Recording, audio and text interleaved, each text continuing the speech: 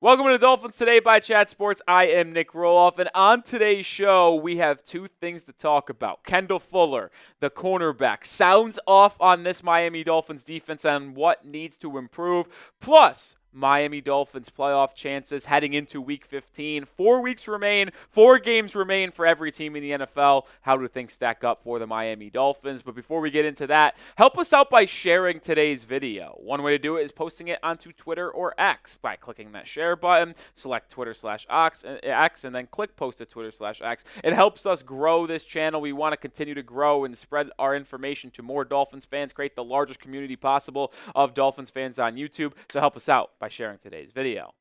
All right, let's get into Kendall Fuller and what he did say. He talked about how it was disappointing after the game on Sunday against the Jets, saying Kader has been in the league 3 years. Me and Jalen both 9 years. There's days where you look at the film and you're like, dang, we could have been better. You don't necessarily reconcile it. When you leave the game, you know you could have done better. And when he uses the words, we got to be better, you could have done better, well, he's not wrong on that assessment whatsoever. I thought the secondary played one of its worst games of the season against the New York Jets. Listen, Aaron Rodgers did not have a 300-yard passing game this season until he played the Dolphins this past week. He went off. He looked like vintage Packers Aaron Rodgers instead of this old washed-up Jets version. And when you look at the numbers, it was a rough day for these three, man. By PFF standards, they all had a sub-55 and below coverage grade. You see the targets to receptions. Kader was perfect in terms of getting targeted. He allowed the lone touchdown through the air out of these three guys. Kendall Fuller, 7 receptions. Jalen Ramsey, 6 receptions. You see your top corner, Jalen Ramsey, he gave up 146 yards. The moral of the story is when you look at the three corners and probably at least presumed to be one of your strongest points of the team in your Dolphins secondary, getting torched the way they did against the team that was coming into this game, one of the worst passing attacks in all of football, it's concerning. And I know they have got really good wide receivers in Garrett Wilson and Davante Adams, but that offensive line has not been good this year. Aaron Rodgers has not been good this year. To give up the passing yardage they did just kind of tells me the cornerback room either underperformed or Anthony Weaver did not have a good game plan installed. And I want to take this a step further and showcase how ugly it really was for this Dolphins secondary, specifically attempting to defend Davante Adams and Garrett Wilson. And I looked at their numbers when going up against the top three guys. Davante Adams had 34 yards against Ramsey, 33 against Fuller, 19 against including the 1 touchdown and a little slot bubble screen. But Garrett Wilson had his way with Jalen Ramsey. And we just showed it a second ago. Ramsey was actually the one who gave the most yards out of any of the top 3 corners. It was a down game for Jalen, specifically trying to defend the young, talented man out of Ohio State, Garrett Wilson, because he took the old veteran to school, having 97 yards on 4 receptions. Fuller and did a decent job on Wilson, but Ramsey, who was lined up with him most of the game, cooked Jalen Ramsey. That's something you do not want to see. It's concerning. Now, am I going to come up here and say that Jalen Ramsey is washed, he's cooked, he's no good? Absolutely not. I think Jalen Ramsey is still having an unbelievable season and is a top 5, top 10 corner in the National Football League. Just a down game for him and hopefully a rebound because it will be necessary for them to have a good game against the Texans this upcoming Sunday. But after seeing the statistics and watching the game on Sunday against the New York Jets, are you concerned about the Dolphins cornerback room? Type C if you are concerned, type F if you are fine. Let's get into more what Kendall Fuller had to say, because he says it always feels good to correct things and know you need to get things fixed after a win.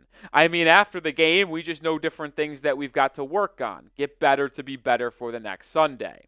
And like I mentioned, you have to be better this upcoming Sunday because you are facing one of the most explosive wide receivers in the National Football League in Nico Collins. He has been flat out unstoppable ever since CJ Stroud became the quarterback 1 of the Houston Texans. He's only played in 8 games this year. He's missed a couple games with injury, but he is still putting up what looks to be another dominant 1,000-yard season. He had double-digit touchdowns last year, 1,000 yards last year. We saw him dominate in the 2 postseason games he played at as well, and he's on pace to become a top 7 wide receiver in the National Football League with his numbers this year, averaging 17 yards per catch, averaging 104 yards per game. Nico Collins is a focal point of this Texans offense, and you must stop him. I'm talking with our host of the Texans channel here, Jeremy Chuggs, and I was talking about, like, hey, I know the Texans offense has struggled this year. CJ Stroud's been a little bit down, but why is the Texans offense kind of struggling a little bit? What is the key to make them struggle? And he told me straight up, it was like, Joe Mixon's having a terrific year, but if you stop Nico Collins, you will stop the Houston Texans passing game, especially with Stephon Diggs out for the year. Tank Dell has been up and down. If you are able to limit Nico Collins, this passing game of Las Vegas is not going to be good. And we mentioned Stroud. He's having a sophomore slump. In 2023, he looked like a top 5, top 7 quarterback in all of football, having a completion percentage of 64%, basically 4,100 yards, and we saw him ball out in the postseason against the Cleveland Browns and go toe-to-toe with Mahomes in Kansas City as well. So I am definitely intrigued to see why Stroud has had a different season this year and not as productive. But to me, Nico Collins is the focal point of this Texans offense, and if you're able to slow him down, sure, Joe Mixon might get 100, 120 rushing yards on the ground, but as long as they don't give up the big run and make that 120, 115 come on 25, 30 carries, like, that will be manageable for me. Just don't give up the 20-yard completions that Nico Collins is damn near averaging, 17 yards a catch. All right, we got more to discuss here in just a second, but we are sponsored by Game Time, the #1 ticketing app out there, and it's the only one that I use and Chat Sports uses to get their tickets, whether it's a sporting event, comedy show, concert, it does not matter. I went to NLCS games 4 and 5, Dodgers-Mets. I went to Week 1 college football, LSU-USC. I went to some Mavericks games around the Dallas area. I use Game Time because they have got great features like Game Time Picks, which filters out the fluff to show you the incredible deals on great seats, so you don't waste time searching through thousands of tickets. And I'm all about easy. I want simple, and they make it simple. Scrolling through the app, seeing the views from your seat in the app before you buy, and they also make it easy just to purchase, whether you could do Apple Pay, quick, easy Venmo payments as well. There's so many different ways to make it easy for you, which, like I said, I like quite a bit. So make sure you download Game Time and use promo code CHATSPORTS when signing up and creating an account, because that will get you $20 off your first purchase. Terms do apply, first purchase only, but download Game Time and input code CHATSPORTS to get $20 off your first purchase. Shout out to Game Time for sponsoring today's show. What time is it? It is game time. Going into this Week 15 game against Houston, there's a big opportunity for the Dolphins defense to get back on the right track after what I would consider 2 bad games in a row against the Green Bay Packers in Green Bay on Thanksgiving and then against the New York Jets this past Sunday. They had a good game prior against the New England Patriots, but bad 2-game stretch here. Time to turn it around, because the Dolphins defense for the most part this season has been pretty good, and they were really good in the middle of the season when the Dolphins offense was ironically dog shit with Tyler Huntley, Skylar Thompson running things. The Dolphins defense was phenomenal, limiting the Patriots, limiting the Colts, playing pretty well against the Titans and Seahawks for the most part. They were just on the field nonstop because the offense couldn't sustain a drive. Like, their 4th and 3rd down percentage in terms of getting teams off the football field, 9th in opposing yards per game allowed, 12th and 14th in rushing yards and passing yards allowed. So they're top half and top 10 in some pretty key statistics. The one statistic that is holding them back is their inability to get after the quarterback. Their sack percentage this year is 5.38%.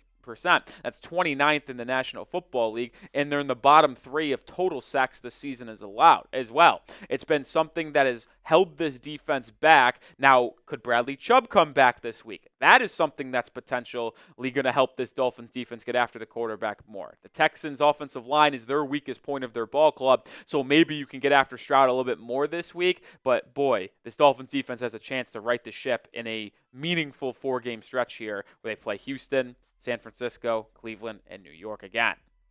All right, speaking of that 4-game schedule, let's transfer over to the playoff chances Miami has with 4 games left on the schedule because, well, the playoff chances for Miami is not that good right now. ESPN has them at 15%, The Athletic has it at 15%, and the New York Times with a generous 16%. So either way, let's just call it 15.3% chance to make the postseason, and they clearly have to win out. We've talked about this a lot. We said it before the game this past Sunday. when we said it actually before the Packers game, the final 6 games of the year, you needed to go 5-1 in the final 6 in order to make the postseason. 10-7 was always the benchmark. Well, you're 6-7 with 4 games remaining. So can you win these 4 games? You're going to be underdogs this week. If you win this week, you will be favored against the 49ers. You'll be favored against the Browns and favored against the Jets. So if you're able to get the road win against Houston, you will technically be favored by Vegas to win the final 3 games and make the postseason by getting the 10-7. But in order to make the postseason, you do need some help. And the help that you're likely going to need is the Broncos and Chargers here. Now, you can include the Ravens into this list because they are also 8-5 and go 2-2 down the stretch, but they play a team like Cleveland, they play a team like New York, they play the Steelers, they play the Texans, likely going to go 3-1 in that stretch, which get them to 11 wins, and well, that puts the Dolphins out of contention to chase them. But if either Denver or Los Angeles goes 2-2 in their final 4 games, well, that would have the same record as Miami, assuming they're winning out. And you see their schedules on screen. The Broncos have a pretty tough schedule, playing the Colts, who are ahead of the Dolphins in the standings. The Chargers have to play the Buccaneers, Broncos, 2 easy games to end it. But the Broncos schedule is very difficult. And that Week 16 game is going to be very, very important. But this week is arguably more important. Why do I say that? Because, well, the Dolphins need the Colts to lose one of their final 4 games as well. And here's the thing. They play Denver. If Denver and the Chargers win this week, they would both be 9-5 with 3 games remaining, meaning that the Dolphins, if they win out, need to have one of them go 1-2. Well, luckily, one of them is going to lose in Week 16 because they play each other, and then you'd have to have they go 1-1 in the final 2 games. So it all is dependent on what happens this week, with the Chargers hosting the Bucs and the Broncos playing the Colts. If both of them win, it's probably advantageous to root for the Chargers to beat the Broncos in Week 16, because that would mean the Broncos would have to just lose one of the final 2 games against Kansas City and Cincinnati, which is much more plausible than the Chargers going 1-1 down the stretch against the Patriots and the Raiders. So to me, you're likely going to have to root for the Chargers to beat the Broncos in Week 16, regardless of what happens this week. But if the Buccaneers do beat the Chargers this week, then you just need the Broncos to beat the Chargers in Week 16, and then they'll be at 7 losses, and you will have a chance to make the postseason, regardless of what Los Angeles does. So this is a very important week, as well as next week for the Dolphins. They need to win, obviously, first, but when you're scoreboard watching, you got to be rooting against the Broncos and Chargers pretty heavily. And we showed the percentages, but let me know, what % chance the Dolphins make the playoffs in your opinion? Get down in the comment section and drop a number, scale 1 to 100. I'm at a 24%. I don't think it's that high. I think 24% actually might be pretty reasonable. We talked about it. If the Dolphins win out, it's an 87% chance. New York Times, Athletic, all of them have a 15% chance. I'd give it a little bit of a higher chance because I think Miami is going to win this week against Houston, because I don't think the Texans are a good ball club, and I think they're actually going to win out. I am predicting the Dolphins to go 10-7. The question is, and the reason why I have it at a lower percentage is because, one, it's unlikely that they actually do it, even though I'm predicting it, but I also just find it hard to believe the Dolphins are going to get the help they require and need from the Broncos, from the Chargers. Those are some good teams playing good football right now. And even though the Broncos have a difficult schedule, I think it's going to be more difficult for the Dolphins to make the postseason. All right, that's going to do it for today's episode of Dolphins Today by Chat Sports. Make sure you are subscribed. I'm Nic Rohloff. I'm putting out daily content for the Dolphins. We'll be live on Sunday for Dolphins-Texans big-time game that could end the season for Miami, could propel it into another week, and we'll have you covered leading up to that game as well, so make sure you are subscribed.